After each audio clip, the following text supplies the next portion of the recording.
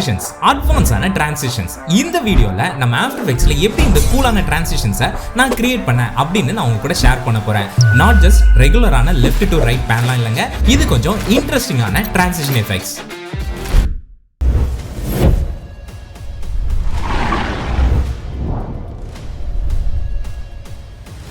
இந்த வீடியோட எண்ட்ல நீங்க கண்டிப்பா அட்வான்ஸான ஆஃப்டர் எஃபெக்ட்ஸ் ட்ரிக்ஸை கத்துக்க போறீங்க. டைமை வேஸ்ட் பண்ணாம வாங்க கிரியேட் பண்ண ஸ்டார்ட் பண்ணலாம். ஹே சாம்ஸ், welcome back to AB studios and நீங்க பார்த்துட்டு இருக்கிறது ஏபி டியூட்டோரியல்ஸ். முதல்ல pexels.comல போய் எனக்கு தேவையான ஃபுட்டேஜஸை நான் டவுன்லோட் பண்ணிக்கிட்டேன். அதோட லிங்க்ஸ் டிஸ்கிரிப்ஷன்ல இருக்கு, மறக்காம செக் பண்ணி பாருங்க. And first of all thanks to pexels.com. அடுத்ததா ஆஃப்டர் எஃபெக்ட்ஸ் ஓபன் பண்ணி டவுன்லோட் பண்ண ஃபுட்டேஜஸை ஆஃப்டர் எஃபெக்ட்ஸ்க்குள்ள இம்போர்ட் பண்ணிக்கிட்டேன். அதுக்கப்புறமா ஃபர்ஸ்ட் ஷாட்டை ரெடி பண்றதுக்கு கம்போசிஷனை கிரியேட் பண்ணி ஷாட் 1ன்னு ரீநேம் பண்ணி ஓகே பிரஸ் பண்ணிக்கிட்டு என்னோட ஃபர்ஸ்ட் ஃபுட்டேஜை அந்த கம்போசிஷன்ல இம்போர்ட் பண்ணிக்கிட்டேன். அதுக்கப்புறமா எனக்கு தேவையான பர்டிகுலரான அந்த பிளேஸை செலக்ட் பண்ணி அதை நான் ட்ரிம் பண்ணிக்கிட்டேன். அதாங்க அந்த ஃபுட்டேஜை ட்ரிம் பண்ணிட்டு அந்த ஃபுட்டேஜை ஃபர்ஸ்ட் ஃப்ரேமுக்கு எடுத்துட்டு வந்துட்டு அந்த ஃபுட்டேஜை அப்படியே டூப்ளிகேட் பண்ணிக்கிட்டேன். அதுக்கப்புறமா கீழே இருக்கிற லேயரை ஹைட் பண்ணிட்டு மேலே இருக்கிற லேயரை ரைட் கிளிக் பண்ணி டைம்குள்ள போய் ஃப்ரீஸ் ஃப்ரேம் கொடுத்துக்கிட்டாங்க. அடுத்ததா இந்த லோகோ மட்டும் எனக்கு தனியாக வேணும். அதுக்காக பென் டூலை யூஸ் பண்ணி அந்த லோகோ மட்டும் கரெக்டாக மாஸ்க் அவுட் பண்ணிக்கிட்டேன். இதில் நீங்கள் ரொம்ப முக்கியமான விஷயம், லோகோவையும் சரி பின்னாடி இருக்கிற பேக்ரவுண்டையும் சரி எந்த காரணத்துக்காகவும் நீங்கள் மூவ் பண்ணிடக்கூடாது. அதில் நீங்கள் ரொம்ப கேர்ஃபுல்லாக இருக்கணும். இந்த ப்ராசஸ் முடிஞ்சதுக்கு அப்புறமா இந்த லேயரை நான் செலக்ட் பண்ணி 3D லேயரா கன்வெர்ட் பண்ணிக்கிட்டேன். ஜஸ்ட் இந்த ஐகானை நீங்க கிளிக் பண்ணா போதும். ஒருவேளை உங்களுக்கு இந்த ஐகான்ஸ் இல்லை அப்படின்னா இங்க கீழே இருக்கிற இந்த டாகல் சுவிட்சை கிளிக் பண்ணி எனேபிள் பண்ணிக்கோங்க. அடுத்ததான் என்ன, அனிமேஷன் தான். ஸோ அனிமேட் பண்ண ஸ்டார்ட் பண்ணிட்டேன். லோகோவை எனக்கு தேவைப்படுற மாதிரி அனிமேட் பண்றதுக்காக பொசிஷன் அண்ட் ரொட்டேஷன் ப்ராப்பர்ட்டிஸை ஓப்பன் பண்ணிட்டு அந்த பொசிஷனை அனிமேட் பண்ண ஸ்டார்ட் பண்ணேன். ஒன்றும் இல்லை, பொசிஷன் கீழே இருந்து மேலே ரிவீல் ஆகிற மாதிரி அனிமேட் பண்ணிக்கிட்டேன். பொசிஷன் அனிமேட் பண்ணி முடிச்சுட்டு நான் ப்ளே பண்ணி பார்க்கும்போது எனக்கு இந்த மாதிரி ஒரு சின்ன ஜர்க் என்னோட அனிமேஷன்ல இருந்துச்சு. அதை சரி பண்றது ரொம்பவே சிம்பிள் தான். ஜஸ்ட் எல்லா கீ ஃப்ரேம்ஸையும் செலக்ட் பண்ணிட்டு நீங்க ரைட் கிளிக் பண்ணீங்க அப்படின்னா உங்களுக்கு இந்த மாதிரி நிறைய ஆப்ஷன்ஸ் வரும். அதுல கீ ஃப்ரேம் இன்டர்போலேஷன் நீங்க செலக்ட் பண்ணிட்டீங்க அப்படின்னா உங்களுக்கு இந்த மாதிரி ஒரு டயலாக் பாக்ஸ் வரும். அதுல இந்த இடத்துல உங்களுக்கு வேற ஏதாவது ஆப்ஷன் இருந்துச்சு அப்படின்னா அதை லீனியரா நீங்க சேஞ்ச் பண்ணி ஓகே கிளிக் பண்ணிக்கோங்க. பொசிஷனுக்கு அடுத்து ரொட்டேஷன் அனிமேஷனையும் இந்த மாதிரி சிம்பிளா அனிமேட் பண்ணிக்கிட்டாங்க. அதுக்கப்புறமா எல்லா கீ ஃப்ரேம்ஸையும் செலக்ட் பண்ணி நம்ம வழக்கமா பண்ற அண்ட் ரொம்ப இம்பார்ட்டன்டான ஈஸிஸை அப்ளை பண்ணிக்கிட்டேன். நெக்ஸ்ட் கிராஃப் எடிட்டர் போய் எந்த அளவுக்கு இந்த அனிமேஷனை ஸ்மூத் ஆக்க முடியுமோ அந்த மாதிரி மாத்திக்கிட்டேன்.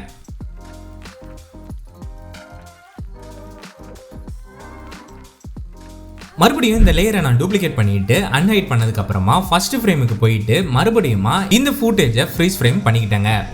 அடுத்ததா பேக்ரவுண்ட் அனிமேஷன் தான். இப்போ எனக்கு தேவைப்படுற இடத்துல கரெக்டா இந்த ஃபுட்டேஜை பிளேஸ் பண்ணிக்கிட்டேன். அடுத்ததா அந்த ஷேப் டூலை யூஸ் பண்ணி முதல்ல 3 பாக்ஸை நான் கிரியேட் பண்ணிக்கிட்டேன். இதுல ரொம்ப முக்கியமானது 3 பாக்ஸுமே ஒரே ஷேப் லேயர்ல இருக்கணும்.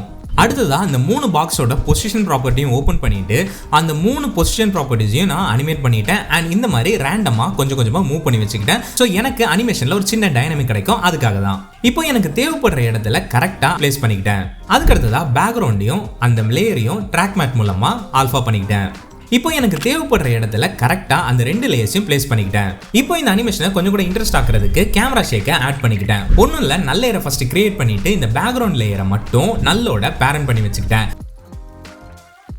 அதுக்கப்புறமா நல்லோட பொசிஷன் அண்ட் ரொட்டேஷன் ப்ராப்பர்ட்டியை ஓப்பன் பண்ணிட்டு அந்த ரெண்டுத்துக்குமே நான் விகில் எக்ஸ்பிரஷனை ஆட் பண்ணிக்கிட்டேன். இப்போ நீங்க ஸ்கிரீன்ல பாக்குற இதே எக்ஸ்பிரஷனை தான் நான் ஆட் பண்ணிக்கிட்டேன். அதுக்கப்புறமா இந்த 2 ப்ராப்பர்ட்டிஸையுமே அப்படியே நான் எக்ஸ்பிரஷனா கன்வெர்ட் பண்ணிக்கிட்டேன். ரொம்பவே சிம்பிள் தாங்க. அது ரைட் கிளிக் பண்ணீங்கன்னா உங்களுக்கு இந்த மாதிரி ஆப்ஷன்ஸ் வரும். அதில் கீ ஃப்ரேம் அசிஸ்டன்ட் குள்ள போயிட்டீங்க அப்படின்னா convert expressions into key frames இருக்கும். அதை நீங்க கிளிக் பண்ணும்போது இந்த மாதிரி உங்களுக்கு எல்லாமே கீ ஃப்ரேம்ஸா வந்துருங்க.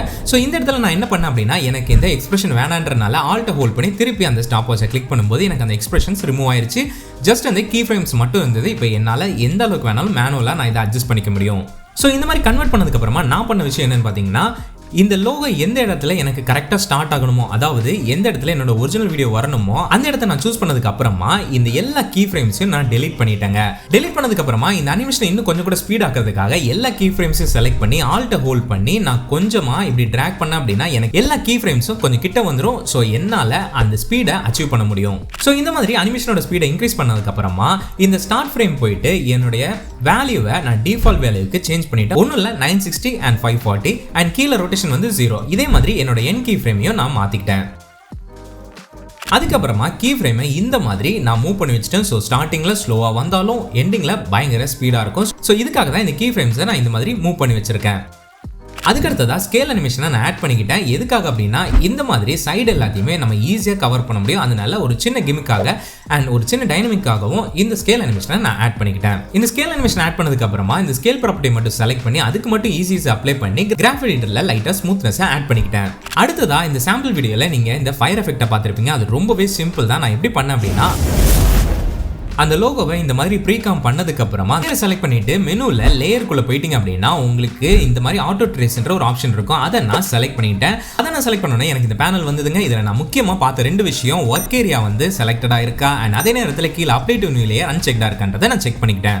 இப்போ ஓகே கொடுத்தோன்னே எனக்கு கொஞ்ச நேரம் பிரேக் டைம் கிடைச்சிச்சு. ஆமாங்க, இது கொஞ்சம் டைம் எடுத்துச்சு. பட் கொஞ்ச நேரத்திலேயே ஒரு சூப்பரான அனிமேட்டட் மாஸ்க் எனக்கு கிடைச்சிருச்சு. இப்போ ஃபயர் எஃபெக்ட்டை ஆட் பண்ணிடுவோமா?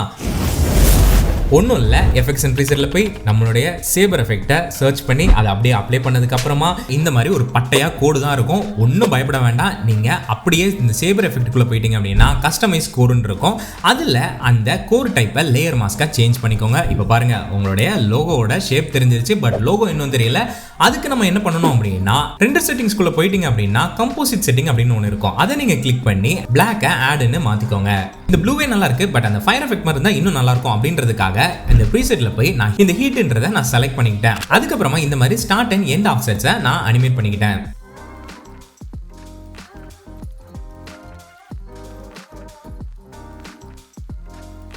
அடுத்ததா இந்த சேபர் கொஞ்சம் ரொட்டேட் ஆகிட்டு இருந்தா நல்லா இருக்கும்ன்றதுக்காக அந்த மாஸ்க் எவால்யூஷன் இருக்கு பாத்தீங்களா, அதுல வந்து நான் சின்னதா ஒரு எக்ஸ்பிரஷன் ஆட் பண்ணிக்கிட்டேன். ஒன்றும் இல்லை, டைம் இன்டூ -100 தான். இதெல்லாம் முடிஞ்ச உடனே நான் பண்ண விஷயம், அந்த லோகோவை நல்லோட பேரண்ட் பண்ணி விட்டுட்டேன். இப்போ நல்லோட சேர்ந்து நம்ம லோகோவும் தாறுமாறா டான்ஸ் ஆட ஆரம்பிச்சிடும். இப்போ ப்ளே பண்ணி செக் பண்ணி பார்க்கும்போது எஸ், ஃபர்ஸ்ட் ஷாட்டை முடிச்சாச்சு.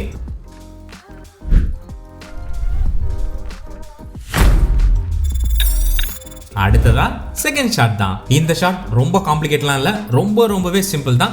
ஜஸ்ட் அந்த ஃபுட்டேஜை கம்போசிஷனை கிரியேட் பண்ணி இம்போர்ட் பண்ணிக்கிட்டேன்.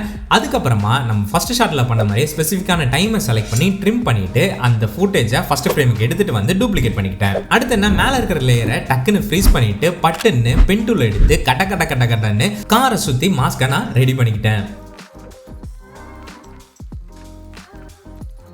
நெக்ஸ்ட் அனிமேட் பண்ணிக்கிட்டேன். ரொம்ப சிம்பிள் தான். காரை அவுட் ஆஃப் ஃப்ரேம்ல இருந்து இந்த மாதிரி ஆங்கிள் அதோட ஒரிஜினல் பொசிஷனுக்கு வந்து நிக்கிற மாதிரி அனிமேட் பண்ணிக்கிட்டேன்.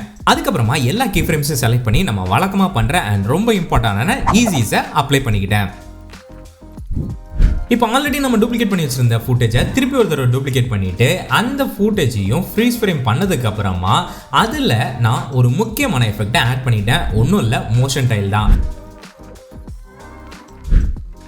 ஸோ இது மூலமா நமக்கு என்ன ஆகும் அப்படின்னா, இப்போ பாருங்க, இந்த மாதிரி வேல்யூவை 500 சேஞ்ச் பண்ணிக்கிட்டேன். இப்போ நான் என்னுடைய ஃபுட்டேஜை மூவ் பண்ணி பார்க்கும்போது இங்க பாத்தீங்க அப்படின்னா எனக்கு கண்டினியூட்டியா நிறைய ஃப்ரேம்ஸ் வந்து எனக்கு கிரியேட் ஆயிருக்கும். ஸோ முதல்ல இந்த லேயரை நான் அனிமேட் பண்ண போறேன். ரொம்பவே சிம்பிள் தான். ஜஸ்ட் பொசிஷன் அனிமேஷன் தான்.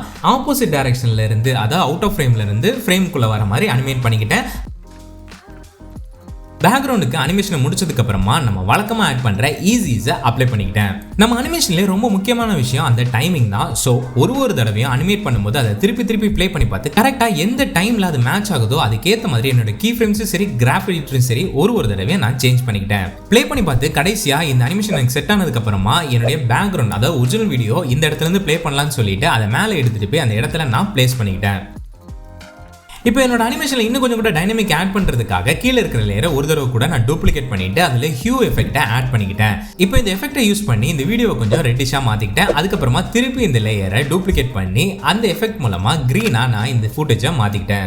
இப்போ இந்த அனிமேஷன் கொஞ்சம் டைனமிக்கா இருக்கிறதுக்காக எல்லா லேயர்ஸையும் சீக்வன்ஸா அடுக்கி வச்சுக்கிட்டேன். அப்புறம் திரும்பவும் ஒரு தடவை அனிமேஷனை செக் பண்ணி பார்த்து எனக்கு எந்த இடத்துல ஃபிக்ஸ் பண்ணுமோ அதுல நான் ஃபிக்ஸ் பண்ணிட்டேன். அண்ட் இந்த அனிமேஷன் முடியும் போது அப்படியே அப்ட்ராப்பா முடியாம கொஞ்சம் ஸ்மூத்தா இருக்கிறதுக்காக ஒபாசிட்டி அனிமேஷனை ஆட் பண்ணி அதை சீக்வன்ஸ் பண்ணிட்டேன். இதை நான் ப்ளே பண்ணி பார்க்கும்போது எனக்கு ஏதோ சரியா படாதனால நான் எல்லாத்தையும் செலக்ட் பண்ணி அதில் இருக்கிற அனிமேஷன்ஸை கொஞ்சமா சேஞ்ச் பண்ணி பார்த்தேன். முதல்ல கொஞ்சம் முன்னாடி எடுத்துட்டு வந்து பார்த்தேன். அண்ட் அதுக்கப்புறமா அந்த கிராஃபிக் எடிட்டர்ல இருக்கிற கர்வ்ஸை மாடிஃபை பண்ணி பார்த்தேன். முக்கியமா எல்லா லேயருக்கும் மோஷன் பிளரை ஆட் பண்ணிக்கிட்டேன். அதுக்கப்புறமா இந்த அனிமேஷன்ல இன்னும் கொஞ்சம் கூட ரியலிசம் ஆட் பண்றதுக்காக இந்த மாதிரி டஸ்டி எஃபெக்ட்டை ஆட் பண்ணிக்கிட்டேன். இது ஜஸ்ட் கிரீன் ஸ்கிரீன் வீடியோ தான். உங்களுக்கு அதோட லிங்க்குமே டிஸ்கிரிப்ஷன்ல இருக்கு, செக் பண்ணி பார்த்துக்கோங்க. இப்போ அதையும் கொஞ்சம் அட்ஜஸ்ட் பண்ணி இந்த வீடியோக்கு ஏற்ற மாதிரி நான் மாற்றிக்கிட்டேன். அடுத்ததா எந்தெந்த இடத்துலலாம் எனக்கு இன்னும் கொஞ்சம் கூட மாடிஃபை பண்ண முடியுமோ அதெல்லாத்தையும் மாடிஃபை பண்ணிட்டு கடைசியாக ப்ளே பண்ணி செக் பண்ணி பார்த்தா நம்மளுடைய 2 ஷாட்டுமே ரெடி ஆயிருச்சு.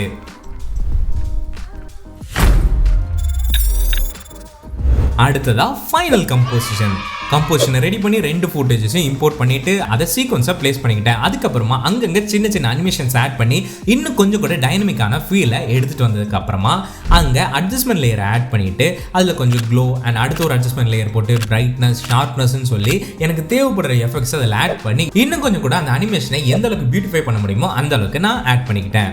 அதுக்கப்புறமா இன்னும் அந்த கார் ஹைலைட்டடாக தெரியறதுக்காக சாலிட் லேயர் ஆட் பண்ணி அதை கொஞ்சம் மாஸ்க்லாம் பண்ணி அட்ஜஸ்ட்மெண்ட் பண்ணிட்டு அதை கொஞ்சம் ஒப்பாசிட்டி கம்மி பண்ணி ஒரு விஞ்சட் எஃபெக்டை எடுத்துட்டு வந்தேன். கடைசியாக ரொம்ப ரொம்ப முக்கியமான விஷயம் சவுண்ட் எஃபெக்ட்ஸ், அதையும் ஆட் பண்ணிக்கிட்டேன். அண்ட் அது மட்டும் இல்லாமல் சவுண்ட் எஃபெக்ட்ஸை எப்படி ஆட் பண்ணணும், எப்படி யூஸ் பண்ணணும் அண்ட் எங்கேருந்து எடுக்கணும் அப்படின்றது எல்லாத்தையுமே நான் உங்களுக்கு கூடிய சீக்கிரத்தில் சொல்ல போகிறேன். ஸோ மிஸ் பண்ணாமல் பார்க்க கண்டிப்பாக நம்ம சேனலை சப்ஸ்கிரைப் பண்ணி வச்சுக்கோங்க. ஸோ வீடியோஸ் உங்களை தேடி வரும். அண்ட் அது இதுன்னு எல்லாத்தையும் பண்ணி முடிச்சு எப்படியோ இந்த ஃபைனல் வீடியோவை கம்ப்ளீட் பண்ணிட்டேன்.